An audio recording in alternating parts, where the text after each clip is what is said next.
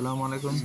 ফটিকছড়ির bungalow বাড়ি দেখুন। ফটিকছড়িতে সুন্দর সুন্দর বাংলো বাড়ি আছে।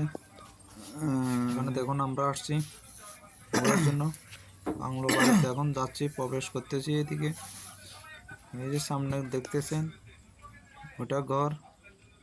ঘরের পাশে ফুল গাছ লাগানো আছে, সুন্দর সুন্দর টব বসানো আছে।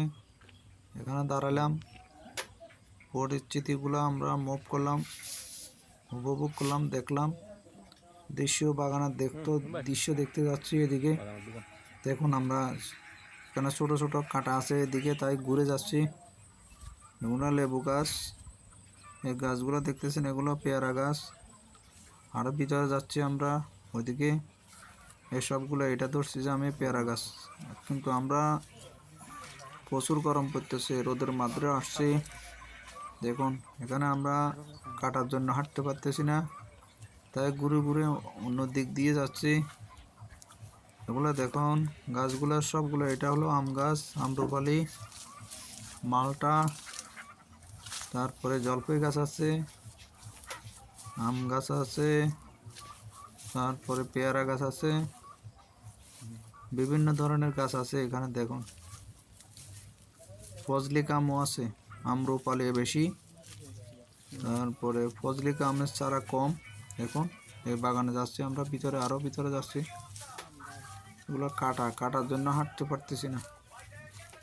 এই জঙ্গলগুলো দেখেন, জঙ্গল পাহাড় অনেক সুন্দর সুন্দর মধ্যে এই বাগানটা বাংলো বাড়ি হিসেবে এটা সুন্দর একটা বাড়ি করছে।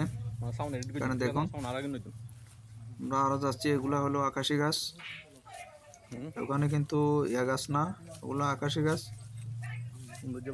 আকাশি গাছ ছোট, এখনো বড় হয় নাই। ও পাশে দেখতেছেন একটু ঘর আছে। এদিকে পাহাড়ের মাঝে মাঝে কিছু বসত বাড়ি আছে। মনে করেন এদিকে আমরা ঘুরে আসছি। এই যে বাড়িগুলো দেখুন, এই পাহাড় দেখুন, চতুর্পাশে পাহাড়, যে বাড়ি।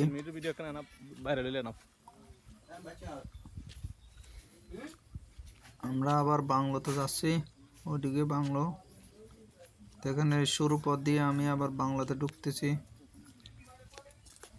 ওদিকে দেখুন, আমি আবার প্রথমে যেখানে আসছি ওই জায়গায় চলে যাচ্ছি।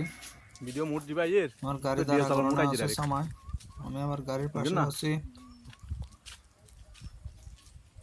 গাড়ির পাশে আসলাম, এই সামা, এখানে দাঁড়ালাম।